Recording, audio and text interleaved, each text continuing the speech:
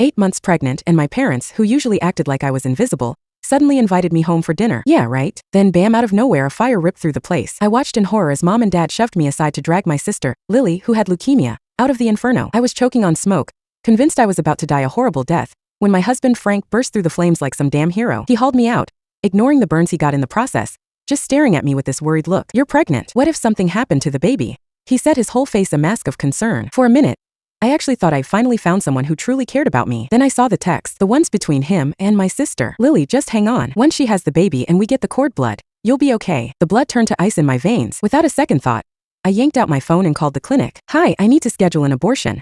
I just gotten the appointment slip when I ran smack into Frank, practically carrying Lily into the doctor's office for some test. Frank froze when he saw me. Honey, what are you doing here? I thought you didn't have a prenatal appointment today. He sounded nervous, his eyes glued to my belly. I used to think that was him being loving, being protective. Now I knew he just saw me as a walking incubator, a life support system for Lily. Just a little something, wanted to get checked out. Frank's brow furrowed. What's wrong? What did the doctor say? How's the baby? Did you get the results back? He rushed over, trying to touch my stomach, all fake concern. Lily shot me a glare that could curdle milk. You can't even manage to have a kid right. I don't know what good you even are. If anything happens to that baby because of you, you'll hear about it. I pulled out the ultrasound picture I just had taken and handed it to Frank. The tests were fine. The baby's healthy. Frank let out a breath. Thank God. Okay, you should go home and rest. Lily has a bunch of tests to get through. I'll stay here and make sure she gets them done. Then I'll come home later.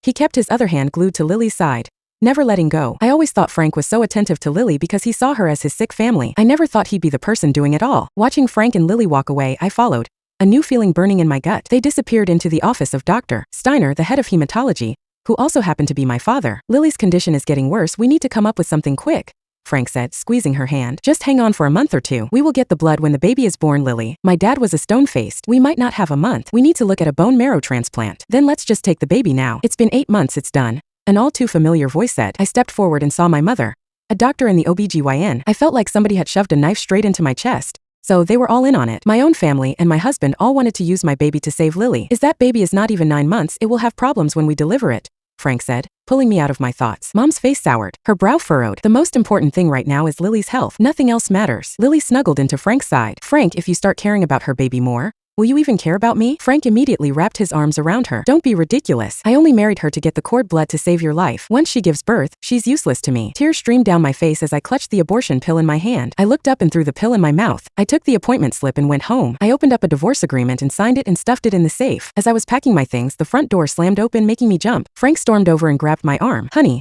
the doctor looked at your latest report, and things aren't looking good. I need to take you to the hospital now. I tried to pull away, but Frank's grip was like a vice, my wrist already turning red. I'm not going. The doctor told me everything was fine today. And why would the hospital call you instead of me? Frank's eyes were bloodshot, with a hint of desperation in them. The hospital just told me, and it was your mom who called. You should trust her if you don't trust me. Right. Just then Mom and Dad walked in, Mom with her face set in a tight, angry line. It's your own fault for not being more careful. Now you're putting the baby at risk. You're going to the hospital with us. Dad chimed in. Your mother's an OBGYN, for God's sake. You don't trust your own mother. I grabbed the door handle, digging my heels in. I'm not going. It's late and I feel fine. There's no emergency. Mom glared and pried at my fingers. You're going because I said so. I'm your mother. You think I'd hurt you? I had been given to my grandparents to be raised in the country, and my life started when I was dragged back to the city to live with them when my grandparents passed away. I always wanted to ask them why they didn't care about me.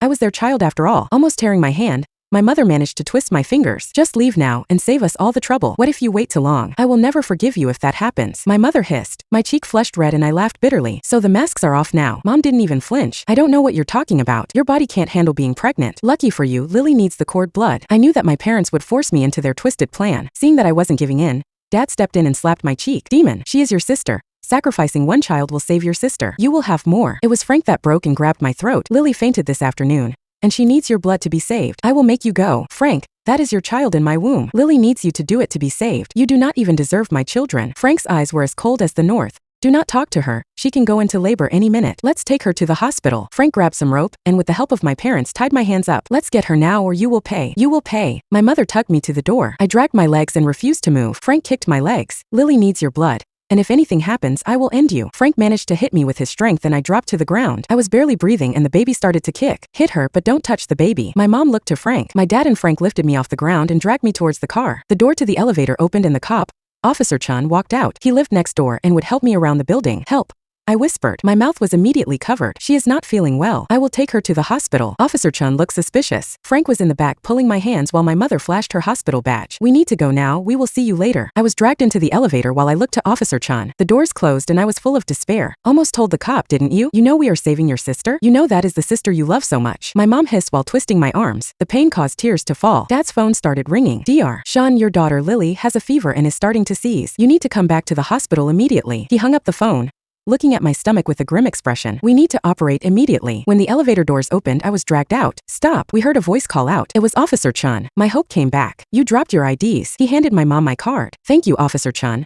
My mom responded. I tried to break out of the shackles. OFFI. Frank covered my mouth once again. We will go now. We are late. I was dragged into the car. My mother twisted my arm to cause even more pain. If you get out of line, I will make you pay. Frank peeled out, running 3 red lights to get to the hospital. I was rushed into the surgery. Looking at the cold room, I wanted to get out. I wanted to run, but I was stabbed with some medicine and I started to feel light. We are taking the baby out. There is nothing wrong with it. You are saving your sister. I was lifted and thrown onto the operation table. This is illegal. You know that. My mother simply glared. There is nothing wrong with doing surgery on your daughter. You are mine after all. My dad rolled his eyes. We gave you everything. You have to save your sister. What does the law even matter? Frank tied my hands to the table, so hard that I could feel the ropes cutting in. Frank, you need to sign the papers, or we cannot proceed. Frank signed the papers and gave them to my mother. I looked at those that were supposed to be my family and I was filled with dread. Frank, why don't you leave? It is going to get messy in a minute, my mom said. Frank shook his head. I need to see it happen, to see her cord blood taken. Then and only then will I be at peace. His words were like daggers stabbing me and twisting me. To him and my parents, I was nothing more than the blood in my belly. Because this was all illegal, there was no anesthesia. My mother cut into my stomach,